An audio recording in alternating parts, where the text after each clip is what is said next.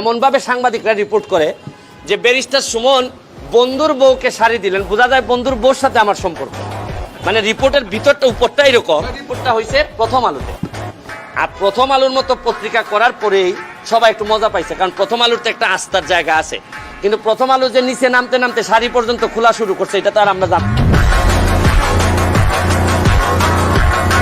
Sorry sorry sorry sorry sorry.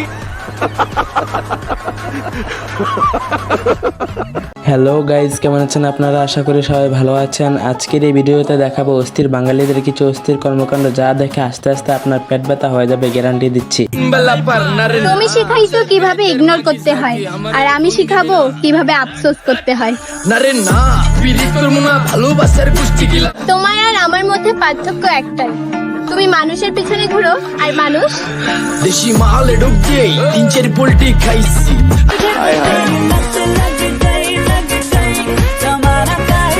Guys, তোমাদের সাথে একটা কথা শেয়ার করি, আর সেটা হচ্ছে আমার সাথে এখন ইউটিউবে ডাইরেক্ট কমিউনিকেশন হয়। তো তারা আমাকে জানিয়েছে আমি বাংলাদেশে এমন একজন ক্রিয়েটর যার উপর তারা সুপার প্রাউড।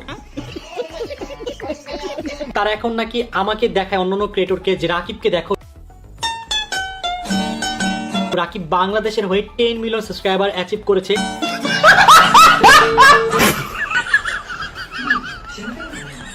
বন্ধুরা, আজকের এই ভিডিওটি অনেক ইন্টারেস্টিং হতে যাচ্ছে। সম্পূর্ণ ভিডিওটা না টেনে দেখার জন্য অনুরোধ রইল। সো আজেরা বকবক না করে জলদি ভিডিওটি শুরু করি।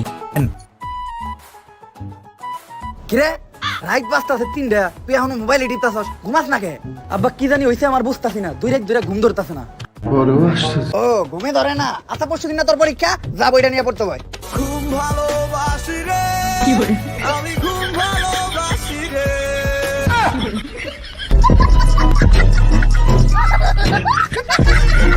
এই সময় কম, শুরু করো। তো গায়েস, শুরুতেই দেখে আসি টিকটক ও সোশ্যাল মিডিয়া কাঁপানো অস্থির বাঙালিদের অস্থির কার্যকলাপ, যা দেখে আপনিও বলবেন এরা কারা। অনেকে মেসেজ করছে যে আপু আমি রাত্রে ঘুমাতে পারছি না, আমি কি করব। মোমেন্টে ভাই মোমেন্টে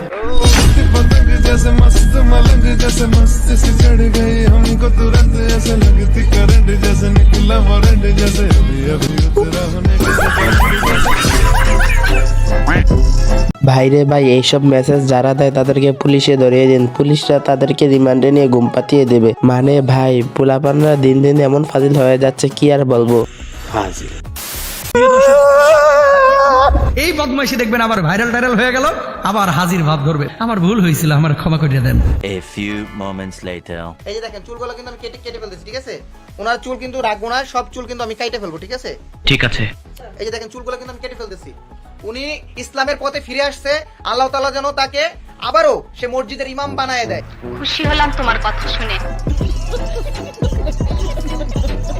ভাইরে ভাই, আগেই বলেছিলাম এগুলো হচ্ছে ভাইরাল হওয়ার দান্দা, আর আমরা ভাইরাল হওয়ার দান্দা এমন ইচ্ছে এসে পড়েছি, আমরা ধর্মের কথাও ভাবি না। ঠিক বলেছো।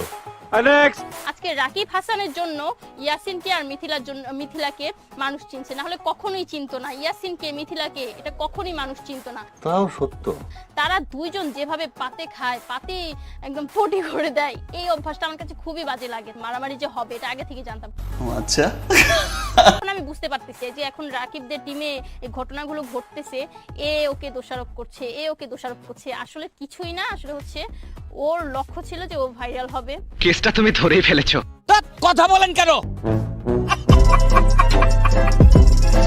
পার্সোনালি রাকিব হোসেনের কোনো কন্টেন্ট আমার পছন্দ না, তবে আপুটির কথায় লজিক আছে। রাকিবের কারণে আজ ওরা এত জনপ্রিয়, তবুও তাদের উপর কোনো মায়া করে লাভ নাই, কয়দিন পর তারা ঠিকই মিলে যাবে। ঠিক বলেছেন, আপনার বুদ্ধি ভালো। যাই হোক, সো গাইস, বরাবর মতো আজকেও বিদায় নিচ্ছি। ভিডিওটি ভালো লেগে থাকলে লাইক কমেন্ট শেয়ার করবেন এবং সাবস্ক্রাইব করবেন। বিদায় নিচ্ছি, দেখা হবে পরবর্তী পার্টে।